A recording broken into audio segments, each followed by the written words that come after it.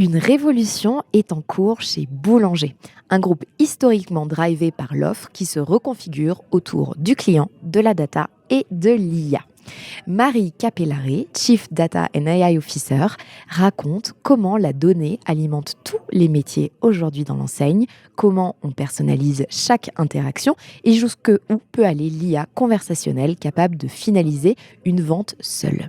Avec en ligne de mire une question: que se passe-t-il quand votre meilleur vendeur devient une IA qui connaît le client mieux que vous? Alors rendez-vous dans cet épisode de l'annonceur avec la Winter édition des Big Boss à Tignes. Feuille Blanche présente l'annonceur. Bonjour Marie. Bonjour. Je suis ravie de t'accueillir au micro de l'annonceur. Alors toi, tu as un métier un peu différent. Comme je l'ai dit, tu traites de la data. Mais ça intéresse souvent les marketeurs quand même, la data aujourd'hui. Ce n'est plus des silos distincts. Le lien est fort. Le lien est fort. Donc, comme avec eux, je te propose de commencer cette émission avec ta pub doudou. Alors ma pub doudou, c'est une pub des années 90 pour le lait Lactel. Et c'est la pub Comment on fait les bébés. On la regarde ? Oui, avec plaisir. Papa, c'est quoi cette bouteille de lait? Papa, c'est quoi cette bouteille de lait? Papa, comment on fait les bébés?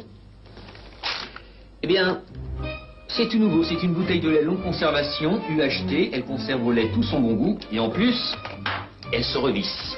L'essentiel est dans Lactel. On s'en souvient tous de cette pub. Qu'est-ce qui résonne chez toi avec cette pub ? Bon, déjà, je trouve que c'est une pub qui allie l'humour et le message un petit peu fort. Je trouve qu'elle a encore plus d'actualité aujourd'hui. On le voit, on est tous accaparés par nos smartphones. L'évolution des technologies, elle est fulgurante. On parle d'IA aujourd'hui, d'agents, et donc ça change aussi la donne sur les relations. Et donc, je trouve qu'elle est encore très, très parlante aujourd'hui. Très d'actualité. Très d'actualité, en effet. Exactement.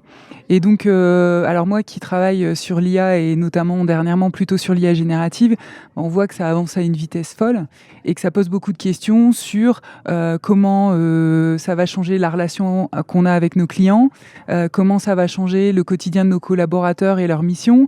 Et puis, nos modes de relation, globalement, comment ils vont évoluer. Et donc, je trouve que cette pub, elle me rappelle qu'il faut garder en tête l'essentiel et que ça ne veut pas dire qu'il faut ne pas utiliser toutes ces technologies-là, bien au contraire, mais les utiliser pour ce qu'elles apportent de mieux, mais en gardant l'essentiel, à savoir la relation humaine.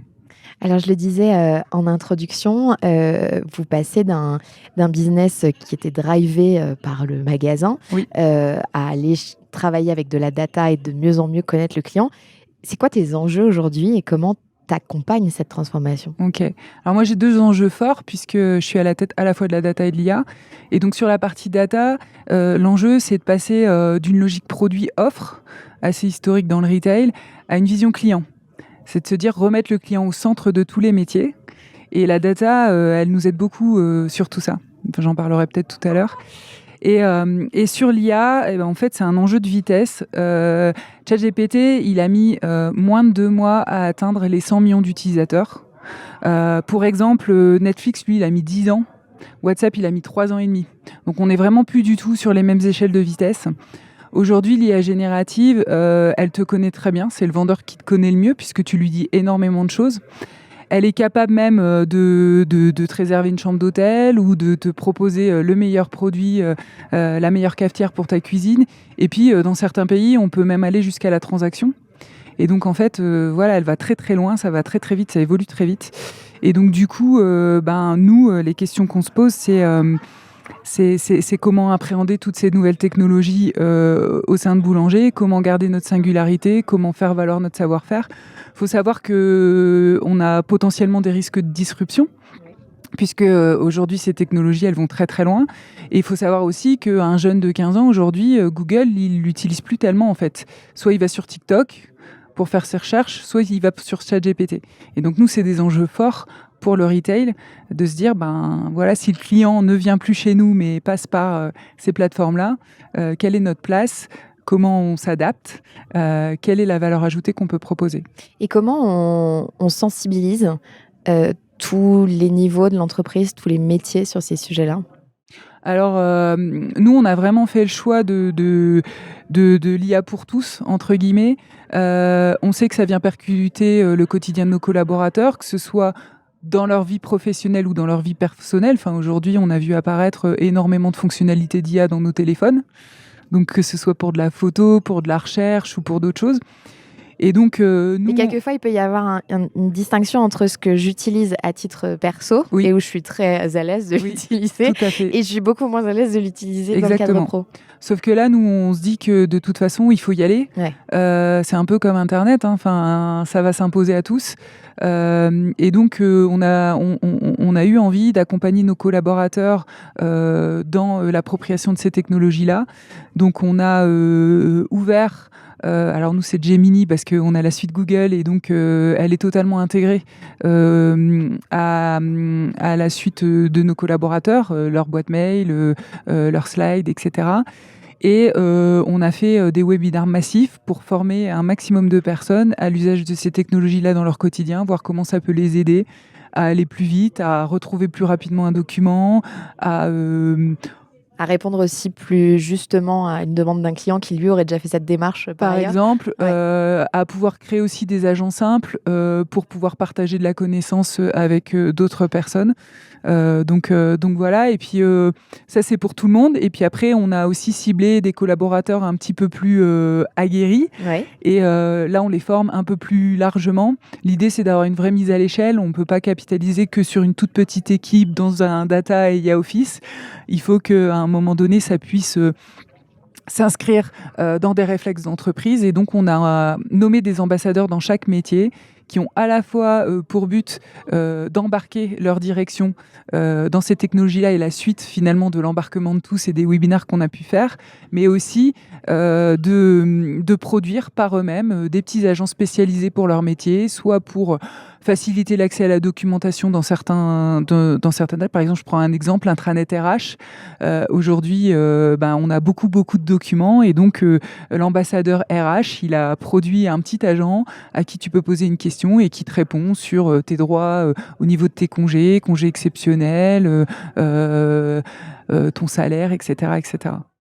Si on revient aux clients, quelles actions vous mettez pour l'acquisition justement et la fidélisation de vos clients ? Alors, si on se focalise toujours sur la data et l'IA, c'est mon expertise. Bien sûr. Une des premières actions, c'est d'être présent sur les nouveaux canaux. Je parlais de TikTok Shop et ChatGPT. Et ChatGPT Shopping aussi. C'est de se dire, alors on parle beaucoup de GIO et comment on fait pour exister sur ces plateformes-là, comment on les intègre dans le parcours de nos clients. Donc ça, c'est un des premiers enjeux. On parlait tout à l'heure de passer d'une vision produit à une vision client. Et donc, nous, l'idée, c'est de se dire, on veut que l'expérience client, elle soit fluide, alignée partout dans l'entreprise. Et pour ça, il faut que la donnée client, elle intègre les applicatifs métiers de nos collaborateurs. Et donc, on a développé un certain nombre d'outils de connaissance client. Il y en a des assez classiques et des un peu plus complexes. Par la data, par exemple, on a développé une URFM qui classifie les clients en fonction de est-ce que c'est un nouveau client, est-ce que c'est un client fidèle, est-ce que c'est un client VIP, est-ce que c'est un client en perte de vitesse.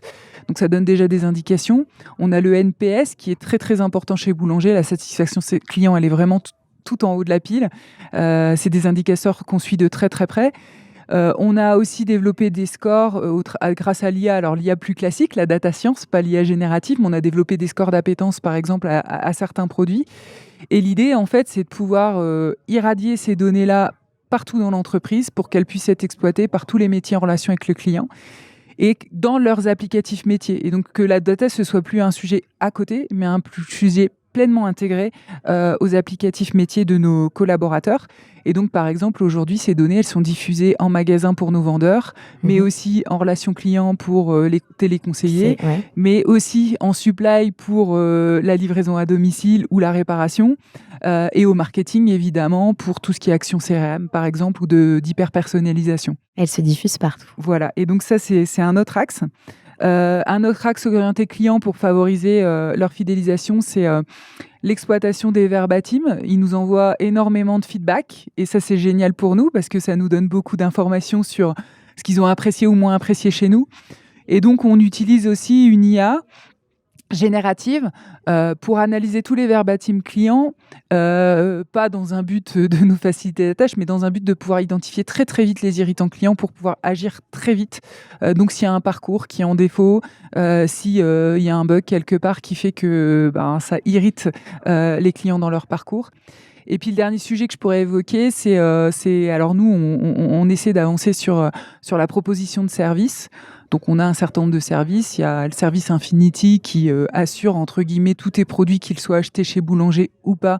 Et moyennant abonnement derrière, tu peux faire réparer ton produit ou avoir un produit de substitution en attendant. Donc on a ce type de service-là. Mais nous, au niveau de notre équipe, on a développé notamment une IA conversationnelle qui a été diffusée à partir de fin septembre.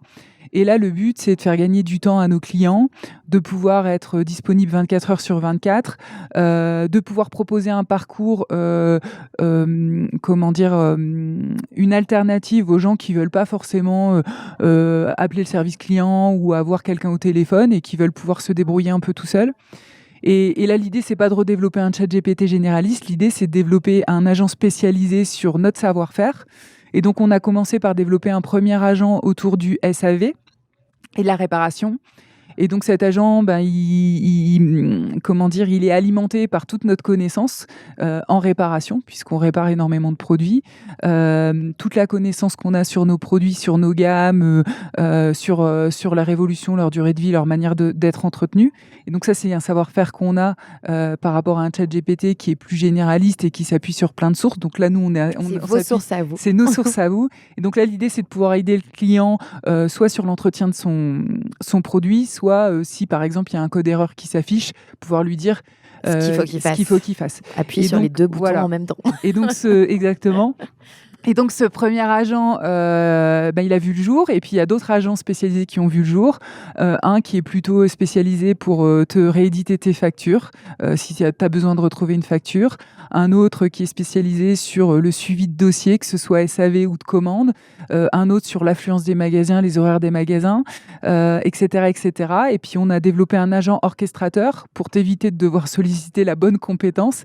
Donc on a un agent qui, lui, a été entraîné à solliciter la bonne compétence en fonction de la question que tu lui poses, ce qui garantit un parcours très fluide pour le client. Et puis on récupère le feedback des clients, on récupère aussi les questions qu'il nous a soumises pour enrichir cet agent, développer de plus en plus ses compétences pour que le client soit de plus en plus satisfait par le service. Et donc ça, c'est une vraie évolution, une vraie révolution, et on est assez satisfait pour l'instant de ce que ça donne. Et de ce que ça donne. Exactement. Arrêt sur image. Arrêt sur image, c'est une de nos petites rubriques. Moi, je voudrais faire un arrêt sur éventuellement un fail, quelque chose que vous avez voulu mettre en place, qui n'a pas fonctionné, parce que les apprentissages sont toujours intéressants. Oui, tout à fait. Alors, le fail qui me vient en tête, c'est on avait voulu mettre en place ce qu'on appelait UBGPT, puisqu'on fait partie du groupe United Bee. Et donc, on avait lancé un chat GPT interne, sécurisé, un peu comme tout le monde l'a fait à un moment donné.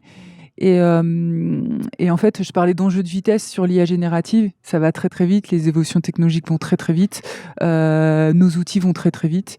Et assez vite, on s'est rendu compte que ça prenait pas ou ça prenait pas bien. Pourquoi ? Parce que c'était en dehors de l'environnement de travail du collaborateur.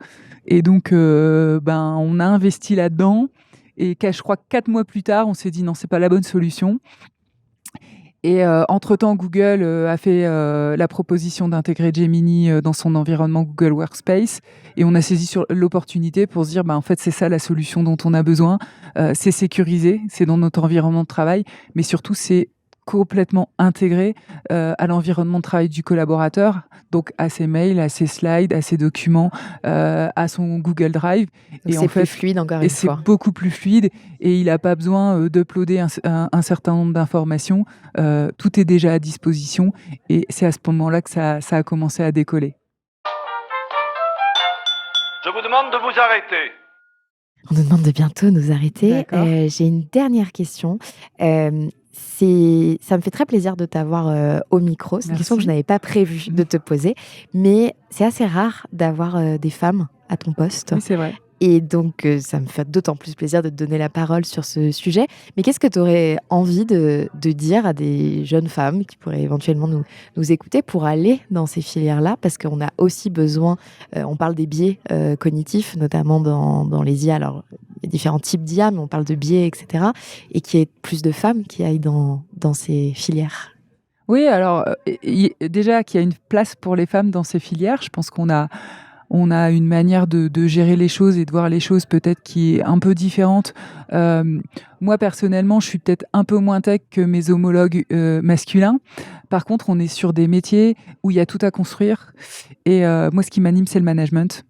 C'est de prendre une équipe en souffrance, une équipe qui n'est pas forcément reconnue pour sa valeur ajoutée dans une entreprise. Et les équipes data sont souvent des petits villages gaulois dans les entreprises. Et puis de faire en sorte que cette équipe, elle trouve toute sa place dans l'organisation, que chacun puisse à un moment donné démontrer sa valeur.